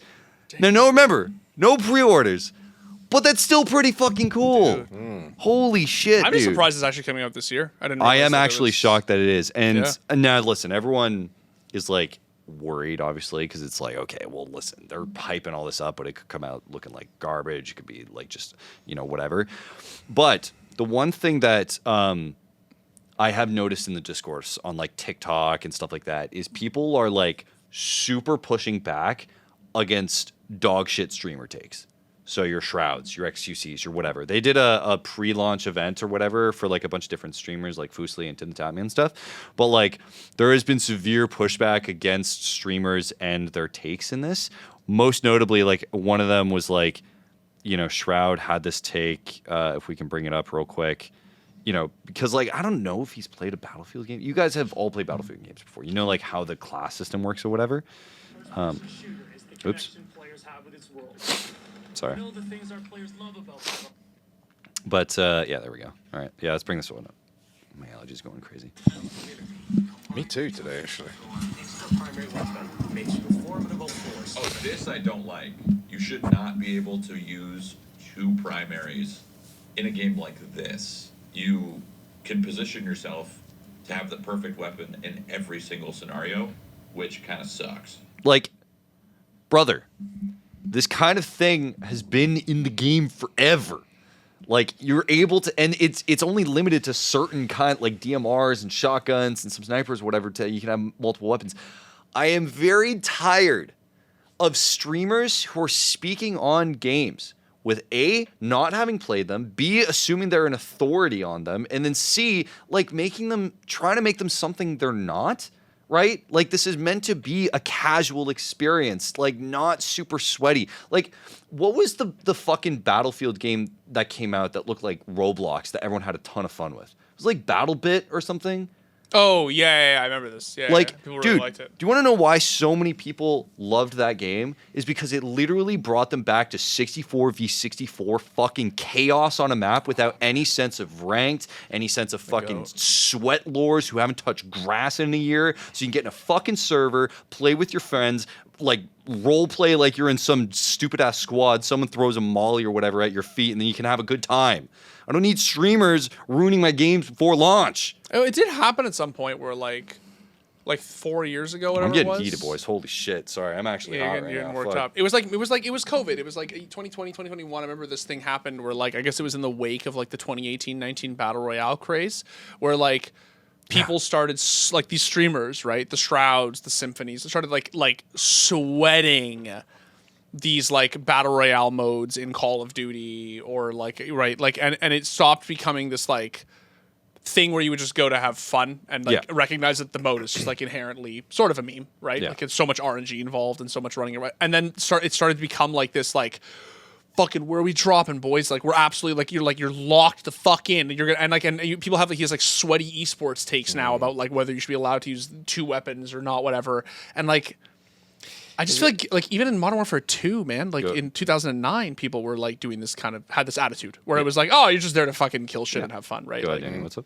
Well, I was going to ask, is that not like an inevitable kind of symptom of people wanting to get good at a game? You know, so many games have that golden age, don't they, in the first month or two where nobody has a clue what's going on. Yeah, Marvel Rivals went through that, right? Yeah, maybe not even first month or two. Sometimes it's the first year or two. You sort of look back and you laugh at how terrible the metas were, like how ill-optimized the gameplay was. But we also sort of look back at that with such nostalgia. Yeah. Well, it takes me back to the first time I played League, and me and my friends thinking we both took Ghost because it got us back to lane faster. And genuinely, that was honestly fun. We were like, oh, dude, Ghost is up. We can get back. And then, and then you become smarter about the game, but it's not as fun. Do you think that games that lend themselves to not being competitive, right, to not having a ranked mode, not having a fucking battle pass or anything this kind of crazy, do you think it lends itself to just having a longer casual life cycle? Or do you think more people are just willing to drop it quickly? Because like I remember like and I have the cover of it. BattleBit was what it was, right? People loved it because it was basically like, you remember Crunker? Oh, do I remember Crunker? Maybe. Yo, there's like 10 people here who fucking loves Crunker that's gonna come in. Fuck out of Crunker, baby. Dude. Oh shit. And like we got sweat at it, but we didn't give a shit because it was so much fun. Dude, you know that they have Face It for Crunker? Dude, you remember this in the office. He wasn't there. You He wasn't there. No, that This was is before my pre-Danny. time. Danny was not Was there. this? No, No. this is pre-COVID. Danny was not there yet. Oh shit. Do you remember? You know they have Face It for Crunker? They do. Oh my Face It god. for Crunker, bro. Oh dude. Dude, we just made like anti-cheat and stuff, yeah. oh, because you, dude. I remember I pissed people off in that game in the Dude, office. the cheaters in that game, they'll piss the boat. I remember this because we were playing this in like 2019 or whatever the fuck. There were cheaters, and it was legitimately like, imagine cheating in a fucking 16-bit browser Counter-Strike. Yeah, where's the end goal? How fucking like that is turbo virgin behavior. Like who the fuck does that? No, actually though, but like so. You know, okay, I'll say it once in that, like, I was thinking of getting competitive in that game. No, but it was. What's the path? Like, talk me through where you go. That's the thing. It's like I've had multiple games where I'm like, I'm thinking of going competitive in this game, right? Because I played Melee, but it started off where like we were playing casual in-houses at the office, right? I can go pro. I know. Right? And like if you've seen this game, please look up Crunker. You'll know what I mean. It's ridiculous, but it's crazy. I was thinking of like playing it competitively because the two best people in the office by far was like me and Bernard. I think I was the best, and then it was Bernard, and then you, and then we had a mix of people, right? And then people were like, it was to the point where like I was dusting people enough, and Bernard was dusting people enough that like people were leaving the in-house. Like it was kind of bad. So I was like, okay, well, maybe I'd like think about going competitive with this thing. And to this date, I'm like, okay, well, like, how do I do that, right? But there's not really an avenue to do that in like Krunker of all fucking things. There's no ranked mode or whatever, which is why they added an FPL. So BattleBit came out, back to this real quick, and it was the first time where everyone's like, dude, we're so fucking back. 64 v 64 in a like 8-bit form that you can literally run up on a potato. And like that, for a brief moment, everyone was like, I don't have to worry about getting better at a game. I can enjoy the game and have fun with the game, and if I play more and invest more into it, maybe it'll get better, but it's never going to take away the fun of the game. And I think part of it is because the progression of the game, especially with Battlefield, where it's like it takes a long time to unlock weapons and classes and stuff, which I think helps to make things more casual. It's like you actually have to like wait to unlock cool shit. Yeah. But that's kind of where Battlefield's at right now. I think the ranked thing is a marker. It's not about not getting better. We had this conversation, Danny, last week. About how ranked like has basically just killed gaming. Like it's just like the worst fucking thing anyone has ever added to any game ever. Like you think about playing League of Legends for fun and to get better, and then you think about like how vis-a-vis playing to get a higher rank and how those things are just like often not synonymous with each other, right? And like I think that there's a lot of reasons why the ranked thing has to still exist. I think the streamers won't play it if there's no like big rank to hit. You need to have this marker. You need to have this shiny. It's addictive as well. Though, it's addictive. Like, it's a sign of clout. It's a thing where you like gonna solo queue from this to this, right, and get to this rank and show that I hit this whatever and the leader. And like that's all fine in theory. The problem is that it just ends up actually being like the thing that made these games so fun, like especially Battlefield, so fun to begin with, is the fucking insane lunacy, ridiculous clips. Like the crazy famous fighter jet one, or like like it's just like something hook. Oh god, if anyone in the back room knows what hook, I didn't even know how to name. It does have a name because it was put in a trailer. I saw that. Yeah. No. Anyway, point is, hold on, I'll find it. The shit like that, right? Is like that's always what the point of the franchise was. It was just like crazy lunacy sandbox nonsense, and the Rendezvous. Okay. Rendezvous. The Rendezvous. Yeah, sorry. In any case, it's just it's that's, and I feel like with Battlefield in particular, I think that you're not going to get like the Shrouds, squatting up and being like, "Yo, where are we dropping?" If they can't hit the high rank and then advertise on Twitter and on the stream and whatever that they're the high rank, right? And part of me wishes like I wish that wasn't the case. I'm tired. All of me wishes. I'm tired. Like I don't know if you are, but like I'm tired of like any game that I may or may not get into being completely reliant at the whim of streamers and marketing in that way. Like I just want a game to be able to exist independently of streamers and not have to worry about the content side of things. Yeah. Whether it keeps it's it alive. hard though, isn't it? Like how do you go back at this point? How do you divorce the two? Exactly. Like, that's just the way it is now, isn't it? You would need a big game to basically just not have ranked. You need WoW. You need something where it's basically just the game is the game and you play it and there's one way to play it. It's like Peak. Right, the game that's having the viral moment right now, Peak, right? Yeah. Or Repo. Yeah. Like, there's no ranked among us. There's just you just play the game, right? And that you need a game that basically pulls off. Because I agree with you that you're basically putting the rabbit back in the hat, which is not possible, right? Proverbially, and like you need a game that just is played for its own sake. And the streamers are like sort of duped into thinking that like they don't even recognize they're missing a rank to begin with, if that makes sense, right? Like they would never play like Peak with their friends. And then, like, someone would be like, so when are we going pro?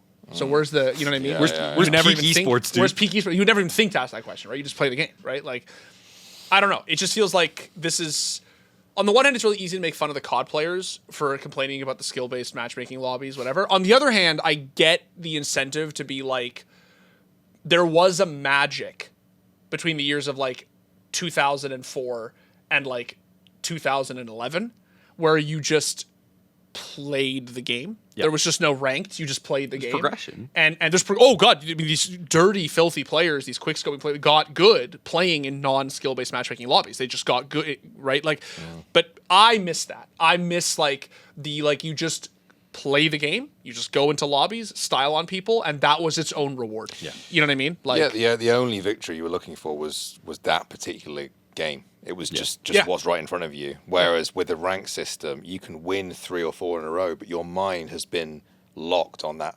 20th win that you need. You're not even enjoying the individual wins as they come. Also, if you're just like spamming the same champion 18 fucking million games in a row because that's your Mr. Heckram fucking. Speaking of when you played 50 Ivan games in a row, even if 40 of them are wins, you eventually fall apart. Speaking of Peak, now that you mentioned it, there is. The Peak devs are so based. They're super based. So I don't know if you know this, but there was recently a Ripoff game that was made of Peak. It's called Cliff.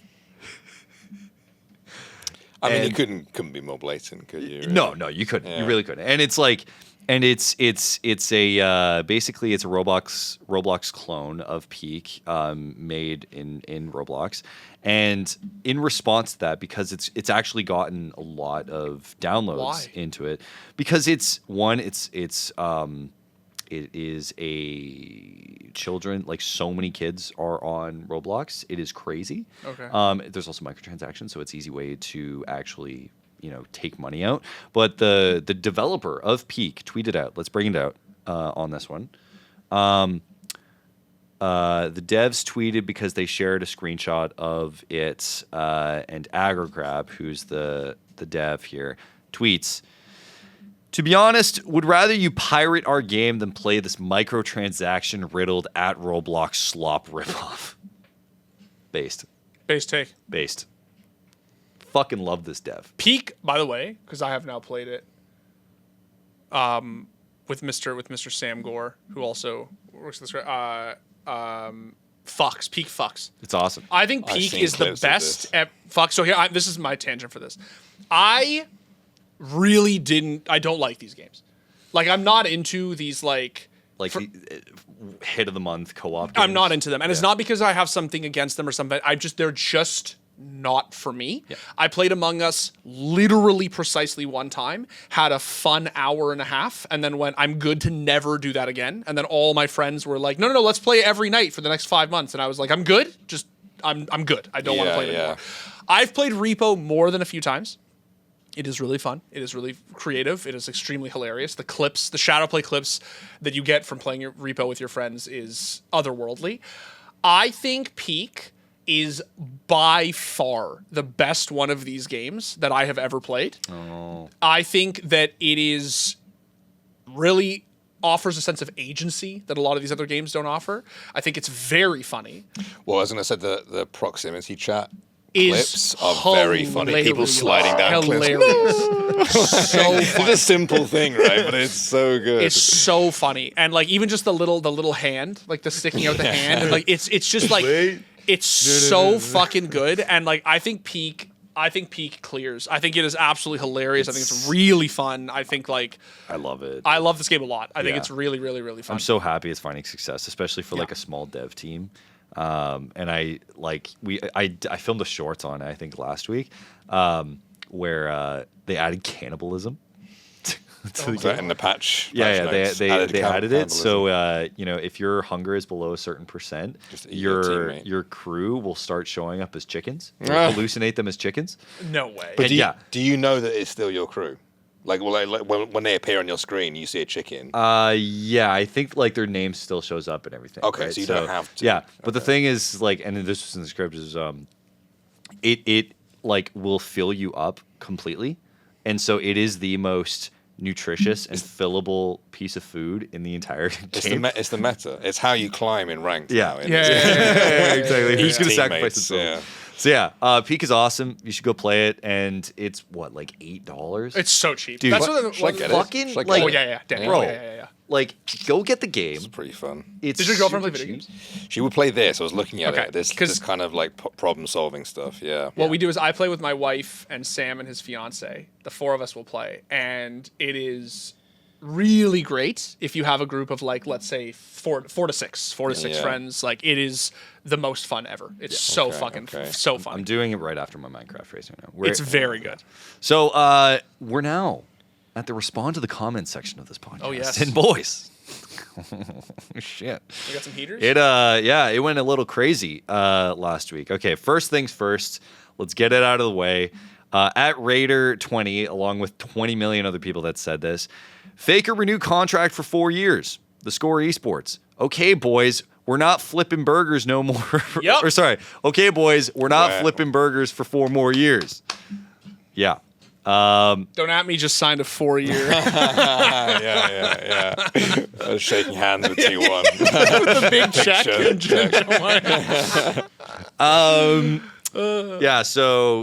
out to Faker. You know, we love we love having it. Love the boy. Someone else did say, because we were talking about Faker's relevancy. You can just keep the clip on us. I'll just put it in post. It's fine.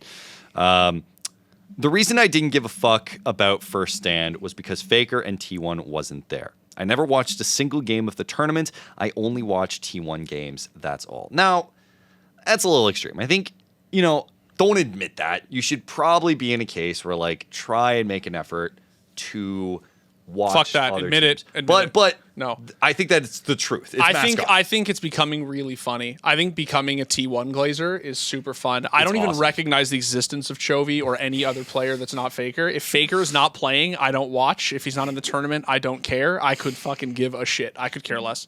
Faker is the main character. Yeah. And if he is not there, it doesn't exist. It's not, What is it? At Alzco7 said, "Are you really calling yourself French Canadians whilst making a point not speaking the language?" Now, Devin's unfortunately not here, but Who? So I missed this. Who claims you are French Canadian? so oui, je peux parler français. Je suis de Nouveau-Brunswick, alors toute ma famille est de Nouveau-Brunswick et je suis en Ontario, je peux juste parler français ici. The pre-rehearsed. No. I just see the lips not matching up to the audio. Auto cue then. But I will say, cool, okay, whatever. But believe it or not, we have a very diverse background of Frenchiness here. So whatever. Can I just quickly say that I did and passed my Canadian citizenship test a few weeks ago. Congratulations! And, Actually, that's huge. Yeah, thank you. And I learned that New Brunswick is the only officially bilingual province. Yeah. Yep. Yeah. Yeah, and they are weird about it. My ex They are weird was from New Brunswick. She was from, God, I can't remember the city right now, but it's right on the border between mostly English and mostly French. So they will, in the middle of phrases, switch from French to English. It is very weird. It'll be like, "Où est-ce qu'on va?" I'm feeling burgers. Like shit like that. It's Yeah, so it's like weird. it's It is whiplash. weird. Bilingual sentences. It's yeah. weird because the French Canadians just have Fringlish. Yeah. They just have slang terms that like don't. Franglais. But like the New Brunswickites don't they actually code switch. They don't have like words that are right. Like they do the thing. They don't do the tête à claque thing. That's a real French Canadian reference there. They don't do the tête à claque thing where they just incorporate English words like slang terms, right? Like je comprends tout de suite ton skepticism. They don't do that. They do the like we just like you said. They will just like immediately code switch in the middle of a sentence from like French to English, right? It's weird. It's weird. Had friends growing up from New Brunswick, and it was odd to listen to them talk because I'm half French Canadian, so my cousins are all French Canadian. So listening to them code switch into Fringlish, I always assumed that's how bilingual Canadians spoke. And then I met people from New Brunswick, and I was like, you guys just like it's like there's like a hard line between the two languages, and you just jump over the two of them. Exactly, It's not a soft. What do they call it? The dotted line. Yeah. Right. No. Real quick, I also forgot to read this, but the Ragheb95 said the only player I will accept replacing Faker in mid lane is Chovy. T1 Chovy will go hard as fuck. No. I mean, it would. I go, see it. It I would, see it. It would go hard in a world without Faker. Yeah, but the problem is like, Chovy maybe. too far down his career. Like he still has a period, I think, of dominance in him. But is he too far down his career to They're just really different, develop? but they're also just different mid laners. Like, I mean, I'm memeing when I say no, but like, the reason that Faker's mid lane on T1 works so well is because He's 24, man. Yeah, he's got time. I think because Faker's there. Faker's signed it till what 2029 now, 4 years. Yeah. He'll be So 33. Chovy will be 33. 28. Like that's still, you know. But I just think like Chovy is a carry in a way that I mean he's getting a little more diverse with this, but like in terms of playing a little bit more of a supportive mid laner. But that's one of the things that makes modern Faker so special, right? Is that he just like he's like, oh, Zeus wants to carry this game. I know he doesn't play for the team anymore. But, you know, like Zeus wants to carry. Great, cool. I'll be the support. I'll play fucking support Azir. I'll just knock 4 of them into you guys. You guys kill them all, right? And then like Faker's very capable. That's a of great doing role to have. Yeah. It's a great role to have. That's the thing, right? Like, there's literally games on T1 where Carria is like, I am the carry now. Yeah. And I'm just going to carry this game. And Faker's like, cool, I will play a utility control mage. I will knock 3 of them into you guys, and you guys just kill them all. I will finish the game with a 2 and 5 KD, and, right? There's also the intangible aura that Faker brings as well, the kind of the Faker buff to the teammates, and that sense for the enemy team in a Worlds final going up against Faker, and for that player, it's like finally reaching the Elite Four. You know, this is the absolute pinnacle. They might not get back to that Worlds final, whereas Faker, he's I think been in and won more Worlds finals than he's not, right? So it's just it would be strange to lose. It's like you can't really put a price on that or a value on that. He's lost 2-1-5. Yeah, and didn't attend. Didn't make. attend I'm talking about the ones he's been in. Yeah, He's exactly. of the finals he's been in, he's 5 for 7. Yeah. How Yeah. fucked is that? So imagine going up LeBron against wishes. that. You know, that's a mental thing. You're staring at someone who's like, this is normal for me to be here. This is not normal for you to be here. This is completely just an average Wednesday afternoon for me. Yet another Worlds final. It was Atlas last year at Worlds when interviewing him. He said, "This is their element. Yeah. This is like putting a shark in water, right? It's just it moves in a way that nothing else can." So we also talked about some CS stuff, and so we have 2 different comments here. One from @_stargazer_, which is on the short that we made. Simple is the clear. This is on the the release of Simple. Simple is the clear winner here. He is just using BC Gaming as a stepping stone towards another future he is rebuilding. Good on him. Part of me thought this was sarcastic. Part of me did. The reply says, which I'm like, you know what? That's a sensible take. Start low, right? Don't dive in, even though you already dove in and did well, but don't dive into. I understand that take. The first reply was, that's what they said about Alu. I don't recall that being the case. I've never heard anyone compare Simple and Alu in any like sensibly, right? Like because are they like when unironically Alu joined ENCE? Like, is that worth it? Whatever. I don't know. Anyway, and then someone else said, "So Simple not coming to FaZe?" No, he's like not. no. Sorry to disappoint you, bud. Simple is indeed not coming to FaZe, which you would know if you watch the video, or if you just turned a computer on between now and like last week. And that is it. No other people recognizing my krautrock recommendations. No, not this time. Not this time. Why? Well, you know what? We'll see. We'll see if there's any Bill Evans fans in the chat. Okay. Danny, do you know who Bill Evans is? Don't think I do from the name. No, jazz artist. I might recognize it by ear, maybe. But we had this whole discussion with American football, who, to those of you who know, you know. But yeah, apparently some people need some songs to actually know the actual band. But Bill Evans is fantastic. So for the time being, that is our show for this week. Again, if you have any comments, concerns, any opinions, or any retorts to our opinions, which we've had our fair share of boomer takes as of late, feel free to comment down below, or as well, you can also comment on Spotify as well. I believe we are back with the regular crew next week. I believe, which will be at our scheduled time. Again, it was a Canadian holiday. I feel like I'm on FaZe Clan, dog. Every time I'm here, every week, I feel like I'm Rain. Every week I'm here, and every fucking week there's some new stand-in. Olaf's back. Olaf's gone. Which We one get of us Guardian. is Olaf? Is it Danny? Danny's Olaf Meister. Danny's Olaf. He shows up with a deagle every like month and a half, and he just gets a 4K, and then he just pieces out at the end. He's out, like, dude. all right, He's see you sick. fuckers on stream. Yeah. Yeah, I'm Rain, baby. I've been locking it down since day one. You have. Like, I've been out as well, you know? I've never been out 1 week. Yeah. But for the time being, like we had a Canadian holiday, so we had to push the show. It's been a really fun one. I'm sure next week it'll be a bit more chill. I'm sure Devin will be able to share all of his lovely experience. I actually can't wait to hear about it. Yeah, I want to know what he did in Las Vegas. All I saw was Matt, of course, who is one of our camera guys there at Topgolf, I believe it was. So they did some fun stuff. But we will be back for next Tuesday. Remember that a couple quick shout outs. Huge on the Iconics video. Definitely go check that out if you want to treat yourself. Follow the channel and subscribe as well on Spotify if you want this in an audio only form. Shout outs to our audio listeners. And any last words, boys, before we head off? Just have a great week, really. Yeah. Just enjoy yourself. Enjoy the weather where you are. Hopefully your air pollution is better than Toronto right now. We got fucking forest fires. Yeah. Take deep breaths and have a good week. Yeah. Dimitri? Yeah. Go listen to Bill Evans. Go listen to Bill Evans. I might do that now. Actually. Honestly, you should. Everybody should go listen to Bill Evans. Go listen to Bill Evans. Everybody loves Bill Evans. Everybody loves Bill Evans. Yeah, That's a great jazz joke that only Bill Evans has. But for the time being, again, we'll be back next week. Have a good one. Have a good night.